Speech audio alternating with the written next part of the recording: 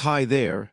I'm Dr. Mark Ellis, a physician who's spent over 30 years walking alongside people in the second half of life. I've seen the full arc of aging, not just through the lens of lab tests or prescriptions, but through stories, regrets, renewals, and laughter. And today I want to have a real conversation with you. Not a lecture, not a list of medical advice, but a heart-to-heart about what it truly means to age well in today's world. Sunrise over mountains, they used to say life slows down after 60. Remember that old saying, that after 60 it's all downhill. That image of the elderly person staring out the window, watching the world go by, waiting quietly for the days to pass. Well, that picture is long outdated. Let me tell you about Gloria, a 72-year-old woman who had never been much of an athlete in her younger years. But after retirement, she laced up her sneakers, trained a little every day, and ran her first 10K race last year. I still remember her joyful grin at the finish line, bright green running gear, hands raised like a champion. Or Patrick, a 65-year-old former engineer who one day pulled his old guitar out of the garage and thought, why not? Now he's jamming blues with friends every weekend, his eyes lit up like he's 20 again. Speech balloon, let me ask you something. Have you ever felt like there's still so much life inside you, but the world, or even your own inner voice, says it's too late now? I want to tell you this from the bottom of my heart. It is never too late to begin again. Not to relive your youth, but to live more fully, more consciously, more deeply, with the strength of who you've become. Repeat button, this isn't the end. It's a whole new chapter. Right now, in the US and many countries around the world, the number of people over 65 is rising faster than ever. And not just rising, they're thriving. They're traveling, starting new hobbies, learning languages, writing books, mentoring, and dancing. They're not trying to be 30 again. They're just choosing not to vanish. They're redefining what aging looks like. Light bulb, you're not done yet. Let me tell you something I've learned, not from textbooks, but from patience. I once asked a 68-year-old woman named Anne, who had just lost her husband, what she wanted for this next chapter of her life. She paused, then she said softly, I don't want to just survive, I want to live with meaning. So she picked up photography. Her pictures were simple, raw, beautiful, a child's giggle, a wrinkled hand holding a teacup, autumn leaves caught in afternoon sun. She held a small exhibit at the local community center, and people cried. Nobody expected a widow in her 60s to become such a voice of beauty and connection, but she did. Brain, think about this. If you're standing at a crossroads between I want to and can I still, between am I too old, and maybe not yet, you're not alone. Aging isn't a period at the end of the sentence. It's an ellipsis. It's a comma. It's a breath, a pause before the next great sentence in your story. Railway, I'm not here to preach, I'm here to walk beside you. In the next few videos, we'll explore real strategies for building a strong foundation for healthy aging. No fluff, no miracle cures, just real tools for your body, your mind, and your spirit. We'll talk about how simple movement can add years to your life, how learning new things can keep your brain youthful, and how joy, yes, joy, is as important as calcium or fiber. Hot beverage, imagine this. We're just two people sitting across from each other, maybe over a warm cup of tea. No rush, no pressure. Just you and me, sharing stories, knowledge, and hope. And through it all, one simple truth. You deserve to live the rest of your life in freedom, vitality, and meaning. End arrow, closing this chapter and opening the next. You've come this far. You've lived through heartaches and triumphs, raised families, built careers, lost and loved. You've earned the right to live your remaining years on your terms, with energy, with joy, with dignity. And I'm here not to tell you how to live, but to ask you, if tomorrow was your fresh start, what would you begin with? Hold that question close. We'll return to it.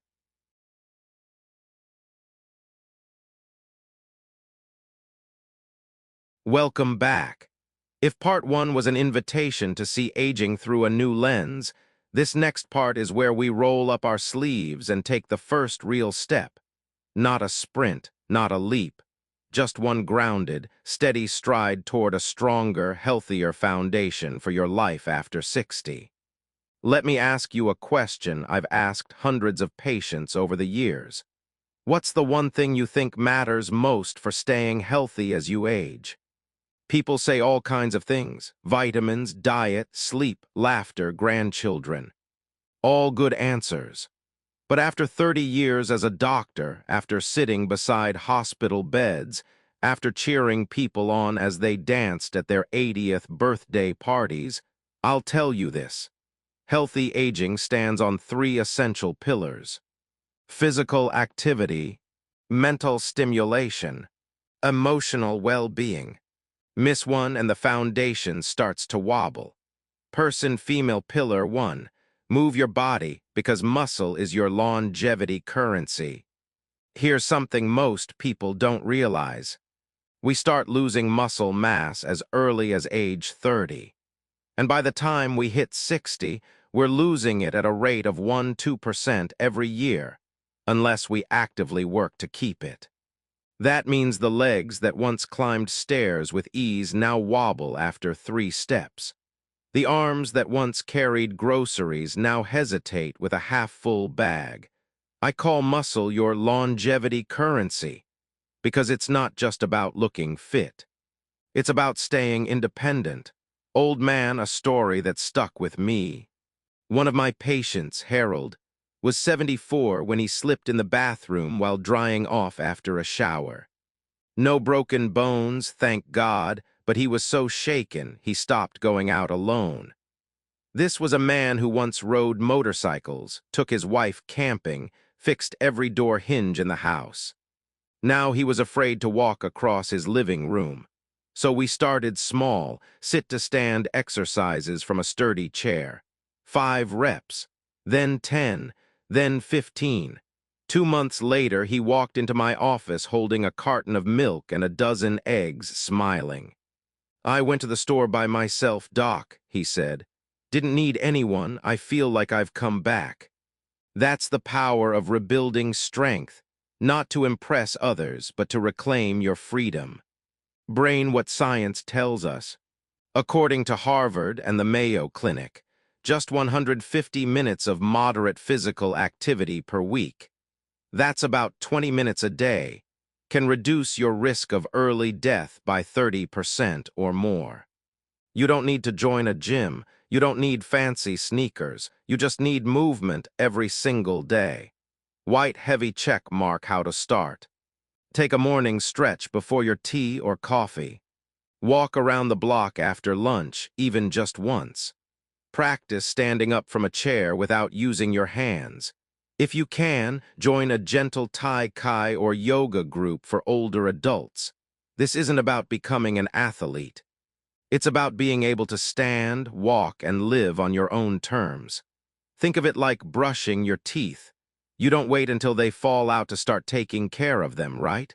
So don't wait for your strength to slip away. Start where you are, start now. Pillar 2, keep your mind alive because the brain is a garden. There's a quiet kind of fear many people carry. I'm forgetting more lately. My mind feels foggy. Will I lose myself one day? You're not alone, but I'll let you in on something hopeful. The brain, like a muscle, thrives on challenge. Think of it as a garden. It grows when you keep planting seeds. Old woman, a lesson from a grandmother and her granddaughter. I once asked a patient, 80-year-old Mr. Lee, whether he was worried about memory loss. He smiled. "Not too much, Doc," he said. "I'm teaching my granddaughter history. Every time I forget something, she teaches me back." That right there is a perfect brain workout: learning, sharing, connecting. Books practical ways to feed your mind. Learn something new. It could be Spanish, watercolor painting, or baking sourdough bread. Read every day, just 10 minutes. Doesn't matter if it's poetry, mystery novels, or the back of a cereal box. Write down your life stories for yourself or for your grandchildren. Join a discussion group online or in person. Play games that require thinking, puzzles, word games, chess, Sudoku. You don't need to become a scholar. You just need to stay curious. Curiosity is the most youthful thing about us, and it doesn't retire. Pillar 3, care for your emotions because joy is a vital sign. This is the pillar we often overlook. We can eat all the right foods, walk every day, do crosswords till midnight. But if we feel disconnected, lonely, anxious, we're not truly healthy. Let me tell you something from the field of neuroscience. Chronic stress shrinks your hippocampus, the part of your brain that handles memory and emotion. But joy grows it back. Social connection, laughter, purpose, love, these things literally change your brain chemistry. A quiet epidemic. Loneliness. Many older adults live with family but still feel alone. Others are surrounded by people but feel invisible. You might not talk about it, but you feel it. I've sat across from many patients who say, "I don't know who I am now that I'm no longer needed." Let me remind you, you are needed even if no one says it, but you have to begin by showing up for yourself. Read tiny actions that bring big emotional shifts. Start a gratitude journal. Each night, write down 3 things that made your day better: a kind word, a warm breeze, a song on the radio. Call or message an old friend. You'll be surprised how often they were hoping to hear from you. Join a small community, a book club, a walking group, a gardening circle, even an online forum.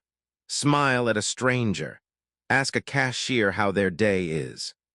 These small interactions remind us we're part of something bigger. And if you can't find the community you need, start one. You're not too old. You're the perfect age to be a beacon. Person, male, you don't have to be perfect, just consistent. Don't aim for a complete life overhaul. Just choose one thing from each pillar, move a little, learn a little, connect a little, do it again tomorrow, and the day after that. Over time, you'll build momentum, and momentum is stronger than motivation. End arrow, wrapping up part 2. 3 pillars, 3 daily touchstones, not rules, not burdens. Just quiet rituals of care for your body, mind, and spirit. 1 walk in the morning, 1 idea in the afternoon, 1 shared smile before bedtime.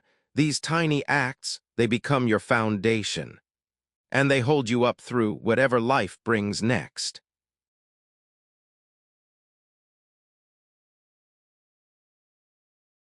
Welcome back, friend. If you've stayed with me this far, something inside you has already stirred. Maybe it's a desire to reclaim a piece of yourself. Maybe it's a quiet hunger to feel stronger, lighter, more awake to life again.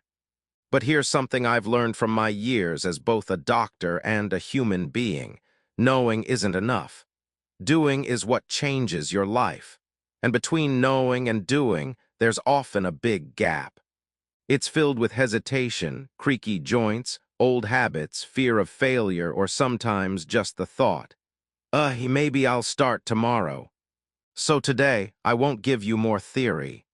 Instead, I want to walk with you into practical, doable steps you can start using today. Not next week. Not when your back feels better. Not when your calendar clears up. Today. Person running, move your body.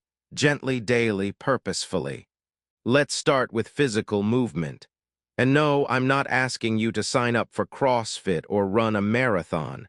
I'm asking you to choose freedom over stiffness. To pick independence over the fear of falling, to choose life over limitation. Sunrise morning movement, 10 minutes to reclaim your energy. Instead of shuffling to the couch after you wake up, try this. Stand tall. Roll your shoulders back. Stretch your arms toward the ceiling. Twist gently side to side. March in place for 1 minute. Do slow knee bends, holding onto a chair for balance. 10 minutes, that's all. It's like oiling a rusty hinge. Your body wants to move, it's just waiting for you to give it permission. Walk like you mean it. After lunch or dinner, take a short walk around the block, up and down the hallway, even just pacing the living room with purpose. Don't worry about the distance. Focus on the habit. Over time, steps add up just like pennies saved. It's not about how far you go, it's about not stopping. The queen of exercises. Sit to stand. If you only do one exercise, let it be this. Sit down in a chair without using your hands. Stand up again. Repeat 10 times a day. This one move builds your thighs, strengthens your core, and gives you one of the greatest gifts of all. The ability to rise on your own without fear. It sounds simple, but it's a bridge between dependence and freedom. Activate your mind one curiosity at a time. Let's move on to your brain. You don't need a PhD to keep your mind sharp. You just need to stay curious. Curiosity is brain fertilizer. It keeps your neurons firing, your memory working, and your spirit engaged with the world. Graduation cap learns something new, anything. You're not too old to learn. You're too old to keep telling yourself you're too old. Download an app and learn a few words in Italian. Watch a YouTube video about ancient civilizations. Try sketching your backyard or your pet. Bake something new and read about the science behind it. Whatever pulls at your attention, follow it. Open book read, even if it's just a page. 1 page a day, that's all it takes. Maybe it's a poem, a news article, a spiritual reflection. It doesn't matter what, just read something that nudges your thinking forward. Your brain needs stimulation the way your muscles need movement, and every page is a stretch.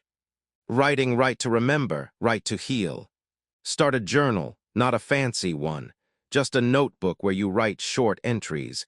Today, I remembered my mother's laugh. I heard a bird I couldn't name. I felt calm for no reason, and it was lovely. Writing is memory made visible, and your memories are worth holding onto. Nurture your emotions, one connection, one smile, one quiet moment at a time. Now let's go somewhere a little softer. The part of you that aches not in joints, but in loneliness. I've met many seniors who live with family and still feel alone. Others who have a house full of people but no one to truly talk to. Health isn't just about the absence of illness. It's about the presence of connection. Notebook with decorative cover, start a gratitude habit. Before bed each night, write down 3 things you're grateful for. Yes, even if the day was rough. Examples: the soup I had at lunch was warm and comforting. My neighbor waved at me today. I sat in the sun for 5 minutes. This isn't silly. It's emotional medicine, and it rewires your brain toward peace. Telephone reach out, just one message. Pick someone you haven't talked to in a while, a cousin, an old friend, a neighbor, your daughter. Send them a simple message. Hey, I was thinking of you today. Hope you're doing okay. You'll be shocked how many people were silently waiting for that one sentence. Join something, even if it's small. You don't need a huge circle. Sometimes all you need is one person who listens without judgment. Join a local community group, a senior book club, a gentle yoga class, a gardening meetup, an online discussion forum. If nothing like that exists near you, start one, post a flyer, invite one neighbor, set a date. Build the thing you're looking for, and others will come. Person, female, don't aim for perfection, aim for progress. Forget the idea of transforming your life overnight. Forget the guilt if you miss a day. Instead, move a little every day. Learn something small. Reach out to someone, sit with yourself quietly. Breathe, do it again tomorrow, and again the next day. That's how transformation happens, one breath, one step, one day at a time. End arrow.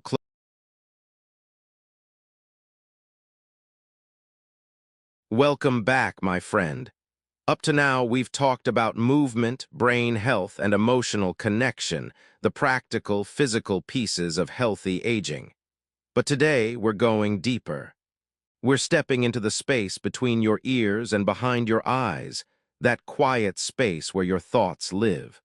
Because no matter how healthy your habits are, no matter how strong your legs or sharp your memory, if your mindset is steeped in fear, shame, or bitterness, aging becomes a battle. But if your mindset is open, reflective, and resilient, aging becomes a pilgrimage. One day you look in the mirror and think, is that really me? The eyes look tired, the skin a little softer, the body changed. Maybe you remember being 35, strong, decisive, in control. Maybe you long for the energy of your youth. That's okay. That's human. But here's the thing no one tells you. Aging is not about losing who you were. It's about becoming more of who you truly are. Old man, a conversation that changed me. I once sat across from a 70-year-old patient named Carl, a former soldier, a proud man who built his life on strength and self-sufficiency. After a minor stroke, he lost some mobility in his right hand. He couldn't hold tools the same way. He struggled to shave or button his shirt. He looked me in the eye and said, "I feel useless." And I looked right back and replied, "Carl, you're not useless. You're just trying to live by old definitions while life is inviting you into a new chapter." There was a long silence, and then something shifted in his face, not acceptance, not yet, but curiosity. Sunrise the second, adulthood. Aging isn't just decline. It's an invitation to a second adulthood, one not defined by hustle, competition, or achievement, but by wisdom, reflection, and connection. Think about this. You may no longer be the family breadwinner, but could you be the family storyteller? You may not lift heavy boxes, but can you lift someone's spirit with a kind word? You may not be on the front lines anymore, but can you guide others with your experience? You are not less. You are just becoming different, and different can be beautiful. Reframing aging. A lot of people associate aging with loss. Loss of looks, loss of strength, loss of purpose. But what if we reframed it? Aging is gaining freedom from proving yourself. Aging is gaining time to slow down and savor. Aging is gaining clarity about what really matters. You don't have to chase youth. You just have to embrace truth. Open book A story that still moves me. Let me tell you about Linda, one of the most radiant 81-year-olds I've ever met. She had a benign brain tumor that caused mild memory loss. Her kids lived far away. Most days she was alone, but every morning she wrote herself a letter. Yes, to herself. Each note began, "Dear Linda, if you forget today, just remember this. You laughed this morning, you're still here, you are loved." She pinned those notes near her bedside, and every night she read one and smiled. When I asked her why she did it, she said, "I may not control my memory, but I can control how I love myself." That's what I mean by resilience. Cyclone, the internal shift that changes everything. You can't control your aging skin. You can't stop your joints from creaking, but you can control how you talk to yourself. You can. Stop comparing your present self to your 20-year-old self. Celebrate progress over perfection. Mourn what's gone, yes, but still say thank you for what remains. This isn't blind optimism. It's wise realism, and it's powerful. A simple morning practice. Before you get out of bed each morning, place your hand on your chest and ask, "How do I want to show up in the world today?" Maybe the answer is kind. Maybe the answer is patient. Maybe it's brave. Let that one word guide you. Just one word can shape your day. Person in lotus position, aging is not a decline, it's a deepening. Let me be clear, I'm not telling you aging is easy. There's grief involved. There are losses of people, of roles, of certainty. But there's also an opportunity to live more mindfully, to love more gently, to listen more deeply, to become the kind of elder who doesn't preach, but simply lives with quiet dignity, and in doing so, teaches without saying a word. Counterclockwise arrows button trade resistance for grace. Here, that's what I see all the time in my clinic. People trying to resist aging like it's a thief. They fight their wrinkles, deny their pain, hide their fears. But you can't fight time and win. You can, however, befriend it and walk with it as an old teacher. The ones who do. They radiate peace, not because life got easier, but because they stopped making life harder than it needed to be. End arrow closing part 4. So here's what I hope you take.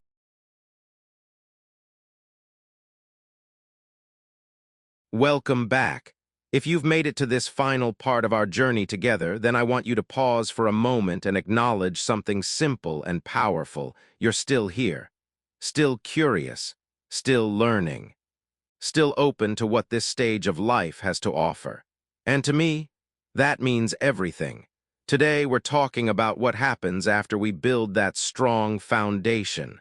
Once you've reclaimed your movement, sharpened your mind, tended to your emotions, shifted your perspective, the question becomes, now what? And my answer is this: now you give, now you shine, now you build community and live wide open. It's not about finishing strong, it's about living soft and bright. There's a phrase I used to love in my younger years: finish strong. And sure, strength is good, but now I think the better phrase is finish soft, finish bright. Not soft in weakness, but soft in kindness. Not bright in noise, but bright in presence. There is a kind of elder who enters a room and changes the atmosphere, not with words, but with calm. You could be that elder. Speech balloon a question I once asked an 85-year-old. I remember asking Mr. Thomas, a patient of mine, if you could go back to age 50, what would you do differently? He smiled and said, I'd rush less, I'd listen more, and I'd try to need less but love more. Those words stayed with me. Because isn't that what we all want deep down? To live slower, to connect deeper, to feel that who we are even now still matters. Compass reclaiming purpose in the third act. You don't need to be on a payroll to be purposeful. You don't need to have a grand title to leave a legacy. Sometimes purpose looks like reading to a child at the library, teaching your granddaughter to make bread, asking your lonely neighbor if they'd like to go for a walk, starting a journal for your great-grandchildren to read someday. Purpose isn't about grand gestures. It's about small moments done with love. One moment of presence can last longer than a lifetime of performance. Sparkles a story of unexpected impact. Let me tell you about Judith, 76, widowed, quiet. For years, she'd been watching life from the sidelines, reading, observing, but never speaking up. Then one day, I encouraged her to start a small reading circle at her local library. She was hesitant. 3 weeks later, she returned to my office glowing. Dr. Ellis, we talked about a poem today and I laughed harder than I have in years. I forgot what that felt like. You see, she didn't just read. She created belonging for herself and others. Practical ways to build community at any age. 1. Invite someone to coffee, even if it's awkward at first. Start small. A neighbor, a fellow churchgoer. The woman from your walking group. 2. Join or start a group based on something you love. Book clubs, art circles, community gardening, language exchange, intergenerational storytelling. 3. Give your time. Mentor a young person. Volunteer for a cause that touches your heart. The world doesn't need perfection, it needs your presence. Foretell your story. You've lived through decades of history, change, and wisdom. Write it down, record your voice. Pass it on, you are a living archive. Sparkling heart the power of tiny moments. One of my favorite patients, Fred, 88, in a nursing home, couldn't walk anymore. But every day he sat by the front entrance with a small whiteboard. He wrote one question on it each morning. What's something beautiful you saw today? As people passed, he asked them to answer. He'd write it down, a cloud, a dog. A child's giggle, the smell of toast. That was his purpose. That was his offering. And I promise you, he touched more lives than many CEOs ever will. Person in lotus position legacy isn't what you leave when you die, it's what you share while you're alive. People think of legacy as wealth, buildings, achievements. But the truest legacy, it's how people feel when they've been in your presence. Did you see them? Did you make them feel safe? Did you offer kindness without expectation? If yes, then you are already living a life that echoes. Megaphone a gentle call to action. You don't need to wait for more energy, or for someone to invite you, or for the world to validate your worth. You are worthy now. So I invite you to send a letter to someone who shaped your life. Share a memory with someone younger. Say something kind to someone who's struggling, even if they're a stranger. Or simply look in the mirror tonight and whisper, "You've done enough, and there's still so much to give." End arrow closing our journey, but not your story. We've walked together now through 5 parts, a new view of 8. The 3 pillars of strength. Real world, gentle action. A mindset of resilience. A life of connection and legacy. If you've taken even one small thing to heart, I consider this journey a success.